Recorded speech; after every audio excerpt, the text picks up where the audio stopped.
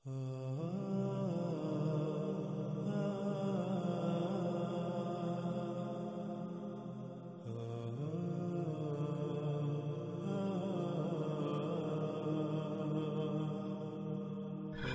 अब हम बात करेंगे याजूज और माजूज पर। याजूज और माजूज और उनके खरूज से मुताल्लिक आज तक न सिर्फ हजारों की तादाद में किताबें लिखी जा चुकी बल्कि हजारों लाखों की तादाद में इस मौजू पर खताबात किए गए। लेकिन इस सब के बावजूद आज तक यह सवाल का सवाल ही रहा कि याजूज और माजूज क्या है। इतना कुछ लिखे और बोले जाने के बावजूद भी आज तक अक्सरियत इस मौजू पर एक दूसरे से इख्तलाफ ही कर रही है। यूं ये मौजू मजीद पेचीदगियों और उलझनों का शिकार हो गया। नाज़रीन, सबसे पहले याजूज और माजूज के बारे में पाए जाने वाले अकायद और नजरियात को आपके सामने रखते हैं। उसके बाद उसके बरक्स हक हर लिहाज से खोल खोल कर आप पर वाज़ेह करते हैं। खुद को कुरान के तर्जमान कहलवाने वालों की अक्सरियत का ना सिर्फ ये कहना है बल्कि मानना है कि नूह अलैहिस्सलाम के 3 बेटों साम, हाम और याफित में से याफित के 2 बेटों के नाम याजूज और माजूज थे। उन दोनों की नस्लों से वजूद में आने वाले 2 कबाइल के नाम याजूज और माजूज थे। इन्हीं दोनों कबाइल जो कि याजूज और माजूज हैं, इनका अल्लाह सुब्हानहू तआला ने कुरान में जिक्र किया। और फिर मजीद कहा जाता है कि ज़ुल्करनैन अलैहिस्सलाम ने उन्हें एक दीवार के पीछे बंद कर दिया था जो क़यामत के करीब आजाद होंगे। जब आजाद होंगे तो हर बुलंदी से उतरेंगे, हर शय खा पी जाएंगे, सब चश्मों का पानी इस तरह पी जाएंगे कि पानी का नामो निशान तक मिट जाएगा। वह अहले जमीन का कत्लेआम करेंगे। उसके बाद वो कहेंगे कि हमने अहले जमीन को तो कत्ल कर दिया, अब आसमान वालों को कत्ल करते हैं। यूं वो अपने तीर आसमान की तरफ फेंकेंगे और अल्लाह ऊपर आसमानों से उनके तीर खून आलूद करके वापस जमीन की तरफ भेजेगा, जिससे वो समझेंगे कि हम आसमान वालों पर भी गालिब आ गए, हमने आसमान वालों को भी कत्ल कर दिया। फिर आखिर में ईसा अलैहिस्सलाम की दुआ से एक कीड़े या आग से उनको हलाक कर दिया जाएगा। नाज़रीन, खुद को मुसलमान कहलवाने वालों की अक्सरियत इन्हीं अकायद और नजरियात की हामिल है। अक्सरियत के नजदीक याजूज और माजूज किसी फिल्मी किरदार से बढ़कर कोई अहमियत नहीं रखते कि एक दिन वो अचानक पहाड़ों से सैलाब की मानंद उतरेंगे और देखते ही देखते सब कुछ तबाह बर्बाद करके रख देंगे। लेकिन सवाल यह पैदा होता है कि क्या हक यही है? क्या हकीकत यही है या फिर हकीकत इसके बिल्कुल बरक्स कुछ और है? और आज तक हकीकत के बरक्स याजूज और माजूज को दियोमालाई कहानी बनाकर इसकी खूब तशहीर की गई जो जबान ज़द आम हो गई, हालांकि उसका हकीकत के साथ कोई ताल्लुक नहीं। नाज़रीन, हकीकत क्या है? हकीकत को जानने के लिए सबसे पहले यह जानना लाजिम है कि याजूज और माजूज के हवाले से पाया जाने वाला यह अकीदा आया कहां से? क्या यह अकीदा कुरान से अखज़ किया गया या फिर गैर कुरान से? हकीकत क्या है, हक क्या है, उसे जानने के लिए सबसे पहले यह जानना लाजिम है कि याजूज और माजूज के हवाले से पाया जाने वाला यह अकीदा आया कहां से? क्या यह अकीदा कुरान से अखज़ किया गया या फिर गैर कुरान से अखज़ किया गया? नाज़रीन, हकीकत तो यह है कि इस अकीदे की हामिल अक्सरियत का कहना है कि कुरान याजूज और माजूज पर खुलकर बात नहीं करता। पूरे कुरान में सिर्फ 2 मकामात पर याजूज और माजूज का जिक्र आया है और दोनों मकामात पर ही यह वाज़ेह नहीं किया गया कि याजूज और माजूज क्या हैं और उनसे मुताल्लिक बाकी किसी भी सवाल का जवाब इन दोनों मकामात पर नहीं मिलता। यानी इनका कहना यह है कि पूरे का पूरा कुरान याजूज और माजूज के बारे में रहनुमाई करने से कासिर है। इसलिए याजूज और माजूज से मुताल्लिक सवालात के जवाबात के लिए हमने अहादीस से रुजू किया और अहादीस ने हमें याजूज और माजूज से मुतल्लिक हमारे हर सवाल का जवाब दिया। यूं अहादीस से याजूज और माजूज के बारे में पाया जाने वाला अकीदा अखज़ किया गया।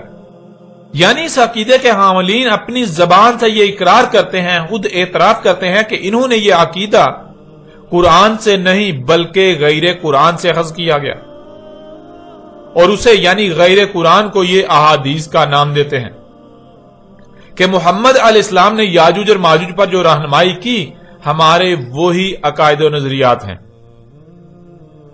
नाज़रीन, अब सवाल यह पैदा होता है कि क्या ये लोग वाकयातन अपने दावे में सच्चे हैं कि कुरान याजूज और माजूज पर रहनुमाई नहीं करता जो इन्हें याजूज और माजूज के बारे में रहनुमाई के लिए गैर कुरान से रुजू करना पड़ा? اور یاجوج اور ماجوج کے بارے میں ان کے جو عقائد و نظریات ہیں، کیا واقعتاً محمد علیہ السلام نے ہی وہی سب کہا،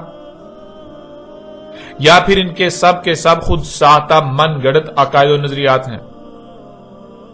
آپ پیچھے کئی بار یہ بات جان چکے کہ اللہ سبحانہ وتعالی نے اس قرآن میں کئی مقامات پر یہ بات واضح کر دی کہ کوئی ایک بھی سوال ایسا نہیں ہے، کوئی ایک بھی معاملہ یا مسئلہ ایسا نہیں ہے جس کا جواب، جس کا حل اس قرآن میں نہ ہو۔ آپ نے گزشتہ قسط میں بھی یہ بات جان لی کہ قرآن تو اپنے نزول سے لے کر الساعۃ کے قیام تک کی تاریخ ہے۔ اس قرآن کے نزول سے لے کر الساعۃ کے قیام تک جو کچھ بھی ہونا تھا، اللہ سبحانہ وتعالی نے آج سے 14 صدیاں قبل ہی اس قرآن کی صورت میں اس کی مکمل اور احسن تاریخ اتار دی تھی۔ اب اگر اس کے باوجود کوئی یہ کہتا ہے کہ اس قرآن میں اہم ترین موضوع یاجوج اور ماجوج پر رہنمائی نہیں کی گئی، تو اس کا مطلب یہ ہے کہ وہ نہ صرف اس قرآن کے احسن اور حدیثی ہونے کا کفر کر رہا ہے، بلکہ اس کا عملاً یہ دعویٰ ہے کہ وہ سچا ہے اور اس کے برعکس اللہ جھوٹا ہے۔ وہ سچا اور قرآن جھوٹا ہے۔ اس کا یہ دعویٰ ہے کہ قرآن میں مکمل رہنمائی موجود نہیں ہے، قرآن ہر لحاظ سے، ہر پہلو سے رہنمائی نہیں کرتا۔ ناظرین، جب احسن الحدیث قرآن کو ترک کر کے اوروں سے رہنمائی لی جائے گی، غیر قرآن سے رہنمائی کے لیے رجوع کیا جائے گا، تو کیا غیر قرآن آپ کی رہنمائی کر سکتا ہے؟ نہیں، بالکل نہیں، ایسا ممکن ہی نہیں۔ اور جو بات یا جس سوال کا جواب بھی آپ غیر قرآن سے حاصل کریں گے، وہ کبھی بھی درست اور احسن جواب ہو ہی نہیں سکتا، وہ صرف اور صرف گمراہی ہی ہوگی۔ جیسا کہ آپ پر بالکل کھول کر واضح کر دیتے ہیں کہ محمد علیہ السلام نے کبھی بھی کسی ایک بھی موقع پر یہ نہیں کہا کہ یاجوج اور ماجوج نوح کے بیٹے یافت کے 2 بیٹوں کے نام تھے اور انہی کی نسلوں سے وجود میں آنے والے 2 قبائل یاجوج اور ماجوج ہیں۔ حقیقت یہ ہے کہ یاجوج اور ماجوج کا انتظار صرف اور صرف مسلمان ہی نہیں کر رہے، بلکہ ان سے پہلے سے ہی یہودی اور عیسائی بھی یاجوج اور ماجوج کے انتظار میں ہیں۔ یہودیوں اور عیسائیوں میں یاجوج اور ماجوج کے متعلق بالکل وہی عقائد و نظریات پائے جاتے ہیں جو عقائد و نظریات مسلمان قوم میں پائے جاتے ہیں۔ نوح کے 3 بیٹے تھے جن کے نام سام، حام اور یافت تھے۔ ان میں سے یافت کے 2 بیٹوں کے نام یاجوج اور ماجوج تھے۔ یہ بات یہودیوں اور عیسائیوں کے مذہبی مواد عہد نامہ قدیم یعنی اولڈ ٹیسٹامنٹ، جسے خود کو مسلمان کہلوانے والے تورات قرار دیتے ہیں، وہاں سے اخذ کی گئی۔ اور حیران کن بات یہ ہے کہ خود کو مسلمان کہلوانے والوں کا دعویٰ تو یہ ہے کہ یہودیوں اور عیسائیوں کے مذہبی مواد عہد نامہ قدیم میں یافت کے 2 بیٹوں کے نام یاجوج اور ماجوج مذکور ہیں، لیکن ناظرین حقیقت اس کے بالکل برعکس ہے۔ اور حقیقت جان کر آپ چونک جائیں گے کہ کس طرح آج تک یہ بڑے بڑے علماء و مفسر قرآن کے طور پر معروف خود کو اور اکثریت کو دھوکہ دیتے رہے۔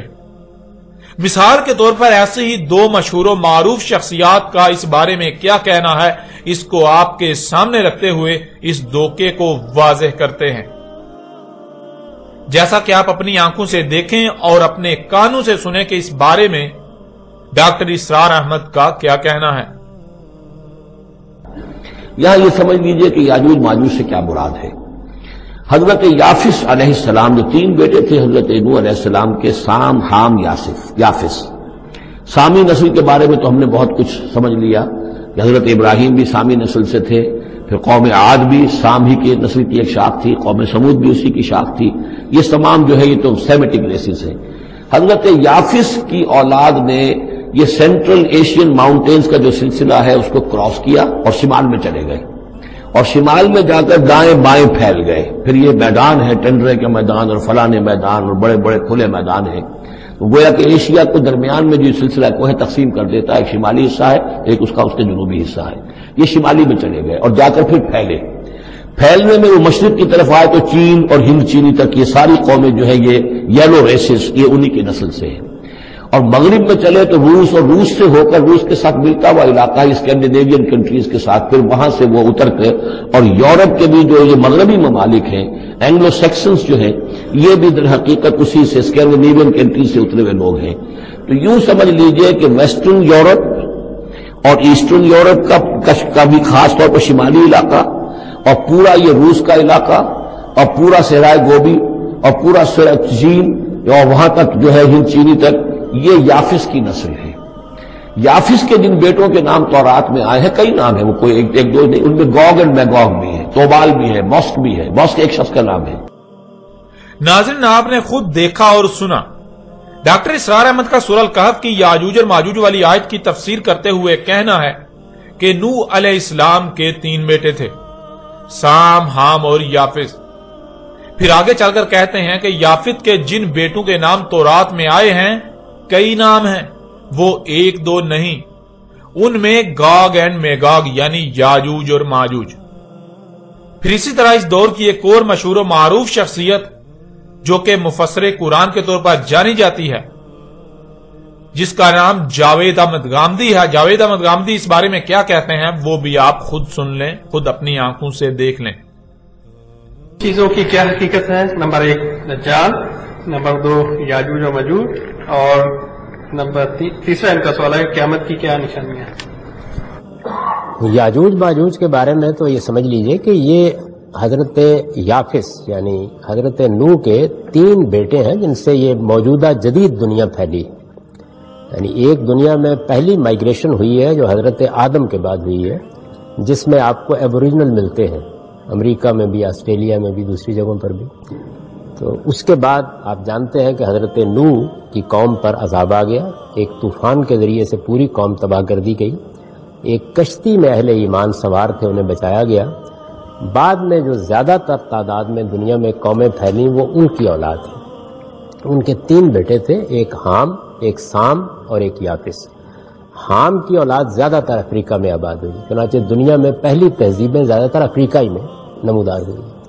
سامی نسلیں یہ زیادہ تر مشرق وسطیٰ میں آباد ہوئی، یہ سام کی اولاد ہے ان کے دوسرے بیٹے کی۔ اور یافس کی اولاد یہ وسط ایشیا میں ماسکو، طبالسک، ان علاقوں میں آباد ہوئی۔ یافس جو تیسرے بیٹے ہیں اس کے پھر 10-11 بیٹے تھے، ان میں سے 2 کا نام گوگ اور میگوگ یاجوج اور ماجوج تھا۔ تو یہ ساری اقوام جو وسط ایشیا میں ہیں یہ زیادہ تر گوگ میگوگ کی اولاد ہے۔ یاجوج ماجوج ہی کے ایک بھائی کا نام یابان تھا جس کے نام پہ جاپان ہے، تو یہ حضرت نوح کے پوتے ہیں، یوں کہہ سکتے ہیں آپ۔ اور یہی لوگ ہیں جو بعد میں ہجرت کر کے یورپ گئے، یہی لوگ ہیں جو یورپ سے پھر ہمارے سامنے تاریخ میں امریکہ گئے، اور یہی ہیں جو آسٹریلیا میں آ گئے، اور یہی ہیں جو ایک زمانے میں آریاؤں کی صورت میں ہندوستان میں گئے۔ تو یہ گوگ میگوگ ہے۔ یاجوج ماجوج کے بارے میں قرآن شریف میں ذکر ہے اور آپ نے اس کو موجودہ حالات میں ریلیٹ کیا ہے، مجھے کائنڈلی آپ دہرا سکتے ہیں اس بات کو؟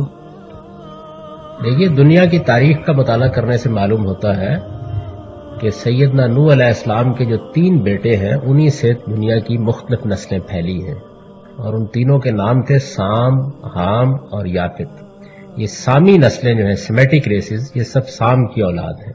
افریقہ وغیرہ میں جو زیادہ تر لوگ آباد ہیں یہ حامی ہیں، بعض دوسرے علاقوں میں بھی آباد ہوئے ہیں۔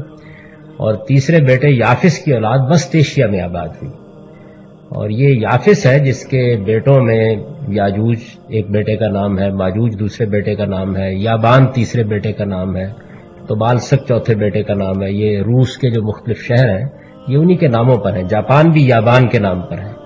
تو یہ اصل میں یافت کی اولاد ہے۔ یاجوج و ماجوج کی نسل وسط ایشیا میں پھیلی، پھر وسط ایشیا سے ہندوستان کی طرف آریہ آپ کو معلوم ہے کہ ہجرت کر کے آئے، پھر یہی نسلیں ہیں جو یورپ میں آباد ہوئیں، اور یہی پھر نسلیں ہیں جو پھر امریکہ میں اور آسٹریلیا میں، یہ تو معلوم تاریخ میں جا کے آباد ہوئی ہیں۔ تو یہ اصل میں یافت کی اولاد ہے ساری، یاجوج ماجوج جو ہے۔ آپ نے دیکھا اور سنا، جاوید احمد غامدی صاحب کا بھی وہی کہنا ہے کہ نوح علیہ السلام کے 3 بیٹے تھے، سام، حام اور یافس۔ پھر کہا کہ یافس کے 10-11 بیٹے تھے، جن میں سے 2 کے نام یاجوج اور ماجوج تھے۔ ناظرین، سب سے پہلے تو آپ یہ بات جان لیجئے کہ نوح علیہ السلام اور ان کے بعد کی تاریخ بالخصوص نوح اور اس کے بیٹوں اور نوح کے بیٹوں کی نسلوں کی تاریخ کا دنیا میں ایک ہی ماخذ ہے، اور وہ ہے بائبل۔ بائبل بہت سی کتابوں کا مجموعہ ہے جو مختلف انبیاء سے منسوب کی جاتی ہیں۔ بائبل 2 حصوں میں تقسیم ہے۔ پہلا حصہ جسے پرانا عہد نامہ یعنی اولڈ ٹیسٹامنٹ کہا جاتا ہے، اور دوسرا حصہ نیا عہد نامہ یعنی نیو ٹیسٹامنٹ کہلاتا ہے۔ पुराने अहदनामे की पहली 5 किताबों को यहूदी और ईसाई तौरात करार देते हैं और नए अहदनामे को चूंकि यहूदी तस्लीम नहीं करते इसलिए ईसाई उसे अंजील करार देते हैं। यूं खुद को मुसलमान कहलवाने वाले यहूदियों की इत्तबा में बाइबल के पुराने अहदनामे की पहली 5 किताबों को तौरात करार देते और नए अहदनामे को ईसाइयों की इत्तबा में अंजील करार देते हैं। हालांकि हकीकत तो यह है कि ना तो बाइबल के पहले मजमूए की पहली 5 किताबें तौरात हैं और ना ही बाइबल का नया अहदनामा अंजील है। बहरहाल ये बात जान लीजिए कि नूह, उसके बेटों और नूह के बेटों की नस्लों की तारीख का अव्वल माखज़ सिर्फ और सिर्फ बाइबल है, बाइबल का अहदनामा कदीम। उसके अलावा आपको जहां भी इस बारे में तारीख मिलेगी वो बाइबल अहदनामा कदीम यानी ओल्ड टेस्टामेंट से ही कॉपी की गई होगी।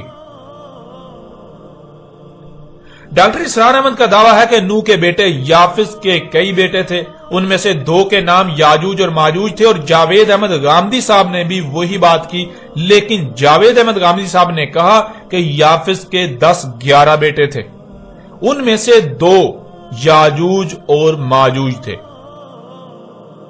यानी डॉक्टर इसरार अहमद का दावा है कि याफित के कई बेटे थे जिनमें से 2 बेटों के नाम याजूज और माजूज थे, यानी 2 बेटे याजूज और माजूज थे। और जावेद अहमद गामदी का दावा है कि याफित के 10-11 बेटे थे, उन 10-11 में से 2 बेटों के नाम याजूज और माजूज थे। लेकिन नाज़रीन, हैरान कुन और दहला कर रख देने वाली बात तो यह है कि जहां से ये अपनी बात अखज़ करने के दावेदार हैं, यानी अहदनामा कदीम जिसे मुसलमान तौरात करार देते हैं, उसमें ना तो याफित के बेटों के बारे में यह लिखा है कि याफित के कई बेटे थे और ना ही यह लिखा है कि याफित के 10-11 बेटे थे। और फिर इससे भी बढ़कर चौंका देने वाली बात तो यह है कि यह भी नहीं लिखा हुआ कि याफित के 2 बेटों के नाम याजूज और माजूज थे, यानी याफित के 2 बेटे याजूज और माजूज थे। हकीकत क्या है? अहदनामा कदीम जिसे मुसलमान यहूदियों और ईसाइयों की इत्तबा में तौरात करार देने पर बाजिद हैं, उसमें जो लिखा है वो आपके सामने रखते हैं ताकि आप अपनी आंखों से देखकर यह फैसला कर सकें कि जिनको बड़े बड़े उलमा और कुरान के तर्जमान के तौर पर जाना और पहचाना जाता है, जो दुनिया में अल्लाह के नुमाइंदे बने फिरते हैं, उनकी हकीकत क्या है। जब बड़ों की हकीकत यह है तो फिर छोटे मुल्लाओं जो कि इन्हीं की इत्तबा करते हैं उनका क्या हाल होगा, उनकी हकीकत क्या होगी। इस वक्त आपको स्क्रीन पर बाइबल अहदनामा कदीम की पहली किताब पैदाइश के चैप्टर 9 के पैरा नंबर 18 और 19 नजर आ रहे हैं, जिनमें लिखा है, नूह के बेटे जो किश्ती से बाहर आए थे साम, हाम और याफित थे। नूह के यही 3 बेटे थे और इनकी नस्ल सारी जमीन पर फैल गई।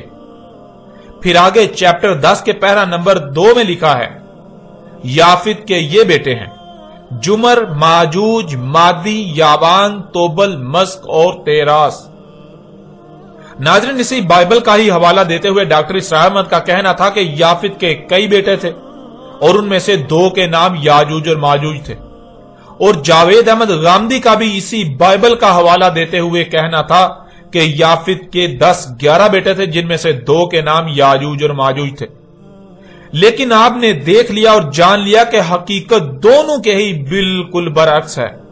ना तो याफित के कई बेटे थे जो कि गिनती में नहीं आ रहे थे, और ना ही बकौल जावेद अहमद गामदी 10-11 बेटे, बल्कि बाइबल में तो वाज़ेह अल्फाज में याफित के 7 बेटों का जिक्र किया गया है और उन 7 के नाम भी दर्ज हैं। और फिर डॉक्टर इसरार और जावेद अहमद गामदी के बकौल उनमें से 2 के नाम याजूज और माजूज थे। ये बात भी 100% गलत है। 2 नहीं बल्कि 1 ही बेटे का नाम माजूज था। अब नाज़रीन, आप खुद फैसला करें कि जिनको आज तक आप इतने बड़े बड़े उलमा और मुफस्सिर कुरान के नाम पर जानते और पहचानते रहे, उनकी हकीकत क्या है। जब इतने बड़े बड़े उलमा और मुफस्सिर कुरान के दावेदारों का यह हाल है, जो बात वो कर रहे हैं वो बिल्कुल बेबुनियाद और गलत है, उसके बावजूद वो डंके की चोट पर अपनी बेबुनियाद और बातिल बात को बगैर किसी खौफ के पेश कर रहे हैं, तो उनकी इत्तबा करने वालों की हालत क्या होगी, यह जानना कोई मुश्किल नहीं। और यह बात भी जान लें कि यह सिर्फ डॉक्टर इसरार और जावेद अहमद गामदी की बात नहीं हो रही, बल्कि 100% मुल्लाओं की बात हो रही है। इन दो को तो बतौर मिसाल आपके सामने रखा गया, क्योंकि डॉक्टर इसरार और जावेद गामदी ने कोई नई बात पेश नहीं की, बल्कि इन्होंने भी उसी को नकल किया जो नस्ल दर नस्ल चला रहा है। फर्क सिर्फ इतना है कि इनका नकल करने का अंदाज अपना है। अब आप खुद फैसला करें कि याजूज और माजूज की अक्सरियत के अकायद और नजरियात की जब बुनियाद ही गलत है, मन गढ़त है, तो पूरे अकीदे की क्या अहमियत और हैसियत रह जाती है? उसमें किस कदर सदाकत होगी? यह फैसला करना कोई मुश्किल नहीं रहा। याजूज और माजूज से मुतल्लक पाए जाने वाले अकायद और नजरियात वही हैं जो यहूदियों और ईसाइयों में पाए जाते हैं। अब सवाल यह पैदा होता है कि अगर यहूदी और ईसाई इस मामले में हक पर थे, तो क्या मोहम्मद अलैहिस्सलाम को यहूदियों और ईसाइयों की ताईद और तस्दीक के लिए पेश किया गया? क्या कुरान अल्लाह सुब्हानहू व तआला ने यहूदियों और ईसाइयों की ताईद और तस्दीक के लिए उतारा था? आप यह बात जान चुके हैं कि याजूज और माजूज से मुताल्लिक यह अकीदा सिर्फ खुद को मुसलमान कहलवाने वालों का ही नहीं, बल्कि यहूदियों और ईसाइयों का भी यही अकीदा है। अब यह बात काबिल गौर है कि अगर मुसलमान अपने इस अकीदे में सच्चे हैं, तो फिर इसका मतलब यह है कि यहूदियों और ईसाइयों ने यह अकीदा बाद में जाकर मुसलमानों से अखज किया। लेकिन हकीकत इसके बिल्कुल बरक्स है। हकीकत हर कोई जानता है कि हकीकत यह नहीं है, बल्कि यहूदी और ईसाई तो खुद को मुसलमान कहलवानों से ना सिर्फ पहले मौजूद थे, बल्कि उनमें उस वक्त यह अकीदा पाया जाता था। और अगर आज मुसलमानों में यह अकीदा पाया जाता है, तो मुसलमानों में यह अकीदा यहूदियों और ईसाइयों से ही मुंतकिल हुआ, ना कि यहूदियों और ईसाइयों में मुसलमानों से मुंतकिल हुआ। जब हकीकत यह है कि यह अकीदा यहूदियों और ईसाइयों का अकीदा है और बाद में मुसलमानों में मुंतकिल हुआ, तो सवाल यह पैदा होता है कि क्या कुरान को यहूदियों और ईसाइयों के अकायद और नजरियात की ताईद और तस्दीक के लिए उतारा गया? क्या मोहम्मद रसूलुल्लाह अलैहिस्सलाम की बेसत का मकसद यहूदियों और ईसाइयों के अकायद और नजरियात की ताईद और तस्दीक करना थी? क्योंकि नाज़रीन, अल्लाह सुब्हानहू व तआला ने कुरान में कई मकामात पर अपना यह कानून वाज़ेह कर दिया कि अल्लाह रसूल को सिर्फ और सिर्फ उसी वक्त बेस करता है जब दुनिया 100% गुमराही में होती है, जब इंसान 100% ही गुमराही में होते हैं, नूर की एक किरण भी नहीं होती। जैसा कि इस वक्त आपको स्क्रीन पर सूरह आल इमरान की आयत नंबर 164 नजर आ रही है, जिसमें अल्लाह सुब्हानहू व तआला का कहना है, लक़द मन्नल्लाहु अलल मोमिनीना इज़ा बअसा फ़ीहिम रसूला मिन अनफुसिहिम यतलू अलैहिम आयातिही व युज़क्कीहिम व युअल्लिमुहुमुल किताब वल हिकमा व इन कानू मिन क़ब्लु लफ़ी दलालिम मुबीन। तहकीक यानी ये बात तयशुदा है, तुम अपने घोड़े दौड़ा लो, तुम अपनी तहकीक कर लो, गौर फिक्र कर लो, यही बात तुम्हारे सामने आएगी जो बात कही जा रही है। जो अल्लाह है मोमिनीन पर तब बेस करता है रसूल उनमें उन्हीं में से जो तिलावा कर रहा है उन पर उसकी आयात की और तज़किया कर रहा है और उनको सिखा रहा है अल किताब और अल हिकमा, और अगर थे उससे पहले दलालिम मुबीन में, यानी हर लिहाज से 100% गुमराहियों में थे। नाज़रीन, इस आयत में अल्लाह सुब्हानहू व तआला का कहना है कि मोमिनीन पर जो अल्लाह की जिम्मेदारी है, जो अल्लाह पर फर्ज है, वो ये है कि जब दुनिया 100% गुमराहियों में हो, नूर की एक किरण भी ना हो, तमाम के तमाम इंसान 100% हर लिहाज से खुलम खुला गुमराही में हूं, तब अल्लाह उनमें उन्हीं से रसूल बेस करता है जो आकर उन पर अल्लाह की आयात की तिलावा करता है, यानी वो इंतहाई तरतीब के साथ हक खोल खोल कर वाज़ेह करता है। अल्लाह की आयात को हिकमा के साथ खोल खोल कर वाज़ेह करता है, जिससे उनका तज़किया होता है। उनमें जो मिलावटें होती हैं उन्हें हर लिहाज से पाक साफ करके खालिस अल्लाह का गुलाम बनाता है और अल किताब सिखाता है, यानी जमीनों आसमानों का इल्म सिखाता है और इस इल्म का सही इस्तेमाल भी सिखाता है। इस आयत में अल्लाह सुब्हानहू व तआला ने दो टोक अल्फाज में अपना कानून वाज़ेह कर दिया कि अल्लाह सिर्फ और सिर्फ उसी वक्त रसूल बेस करता है जब इंसान 100% खुलम खुला हर लिहाज से गुमराहियों में होते हैं, नूर की एक किरण भी नहीं होती। हालांकि इसके बावजूद हर कोई खुद को अहले हक और हिदायत याफ्ता ही समझ रहा होता है, लेकिन हकीकत यह होती है कि किसी एक को भी हक का इल्म नहीं होता, सब के सब 100% गुमराहियों में ही होते हैं। یعنی اگر دنیا میں نور کی ایک کرن بھی ہو، رائی برابر بھی ہدایت موجود ہو، تو اللہ رسول کو بیس نہیں کرتا. اور یہی بات اللہ سبحانہ وتعالی نے سورہ جمعہ کی آیت نمبر 2 میں بھی کہی، جیسا کہ آیت آپ کو سکرین پر نظر آ رہی ہے.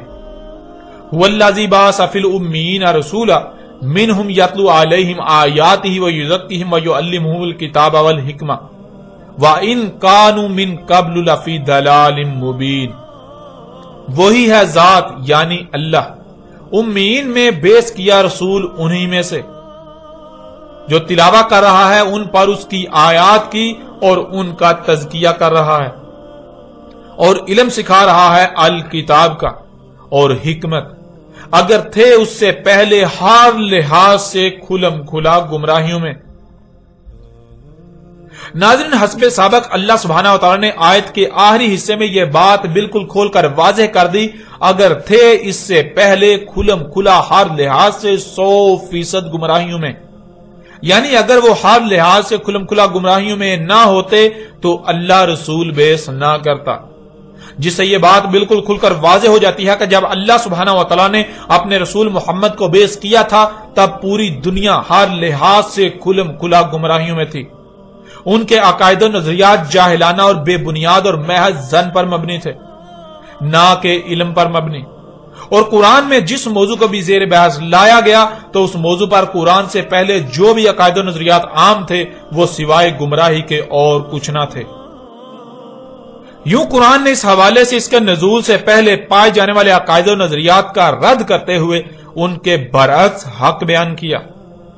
اس لیے ناظرین، اب آپ پر یہ بات بالکل کھل کر واضح ہو جانی چاہیے کہ خود کو مسلمان کہلوانے والوں میں یاجوج اور ماجوج سے متعلق جو یہودیوں اور عیسائیوں والے عقائد و نظریات پائے جاتے ہیں ان کا حق کے ساتھ کوئی تعلق نہیں، وہ محض بے بنیاد قصے اور کہانیاں ہیں.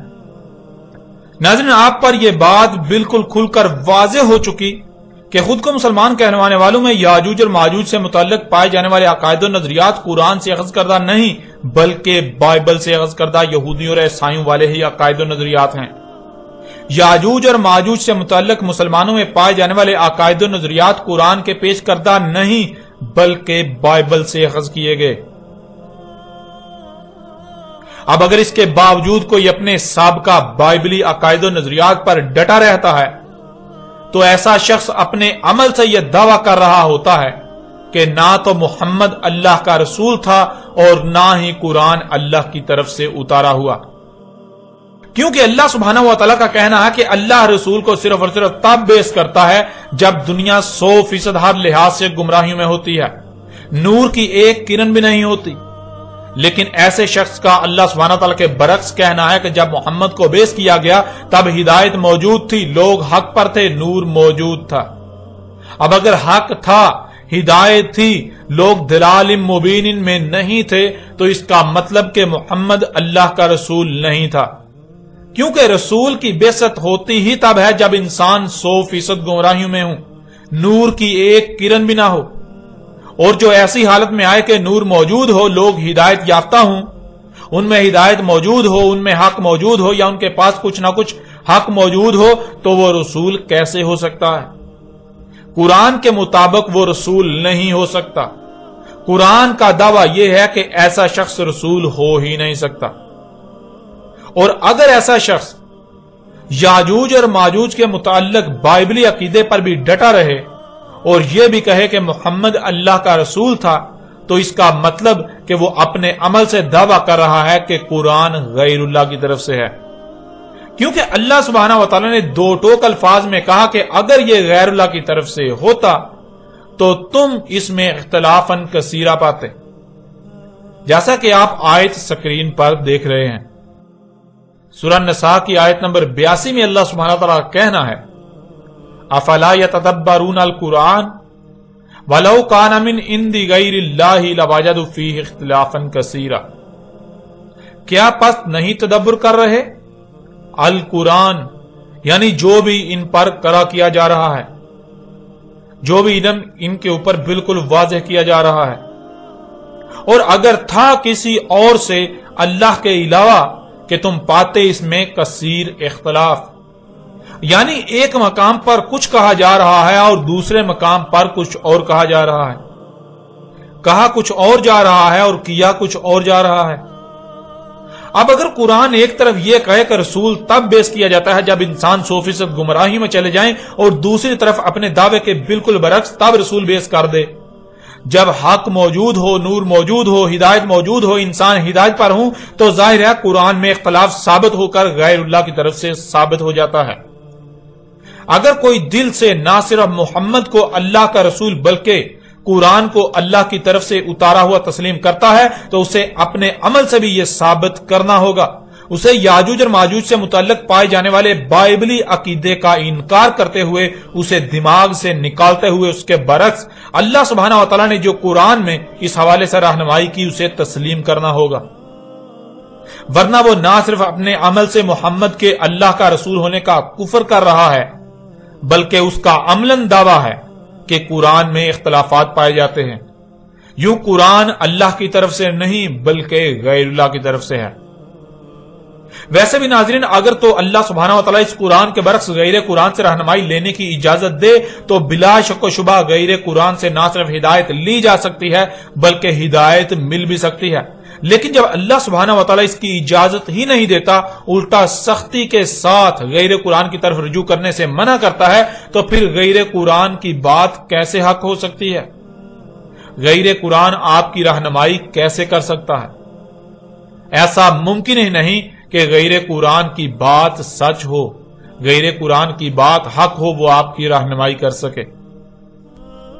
ناظرین، اب تک آپ پر یہ واضح ہو چکا کہ خود کو مسلمان کہلوانے والوں میں یاجوج اور ماجوج سے متعلق پائے جانے والے عقائد و نظریات قرآن کے برعکس بائبل سے اخذ کردہ یہودیوں اور عیسائیوں والے ہی عقائد و نظریات ہیں، اور اگر بائبل سے اخذ کردہ یہودیوں اور عیسائیوں والے عقائد و نظریات حق اور سچ ہوتے تو محمد علیہ السلام کو بیس نہ کیا جاتا، کیونکہ اللہ صرف اور صرف تب ہی رسول بیس کرتا ہے جب انسان 100% ہر لحاظ سے گمراہی میں چلے جاتے ہیں۔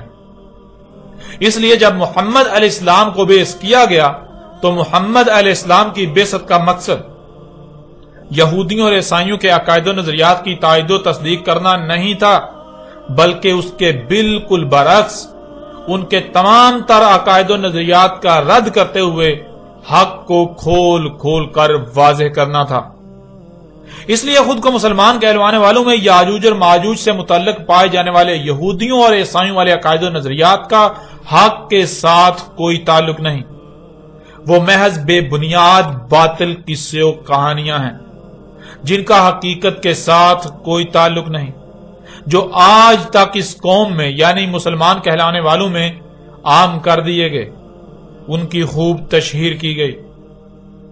نظر اب سوال یہ پیدا ہوتا ہے کہ جب یاجوج اور ماجوج سے متعلق پائے جانے والے عقائد و نظریات کا حقیقت کے ساتھ کوئی تعلق نہیں، تو پھر یاجوج اور ماجوج کے بارے میں حق کیا ہے؟ یاجوج اور ماجوج کیا ہیں اور ان کے بارے میں ان سے متعلق اٹھنے والے تمام تر سوالات کے جوابات کیا ہیں؟ ناظرین، حق جاننے کے لیے اب آتے ہیں قرآن کی طرف اور قرآن سے ہی رہنمائی لیتے ہیں کہ اللہ سبحانہ و تعالیٰ نے اس قرآن میں اس کا کیا جواب دیا۔ اللہ سبحانہ و تعالیٰ سے سوال کرتے ہیں کہ یاجوج اور ماجوج کیا ہیں، ان کی پہچان کیا ہے، یاجوج اور ماجوج کے بارے میں مکمل رہنمائی کرے، اور پھر دیکھیں کہ اللہ سبحانہ و تعالیٰ اس کے جواب میں کس قدر آسان ترین الفاظ میں اور کھول کھول کر واضح رہنمائی کرتا ہے۔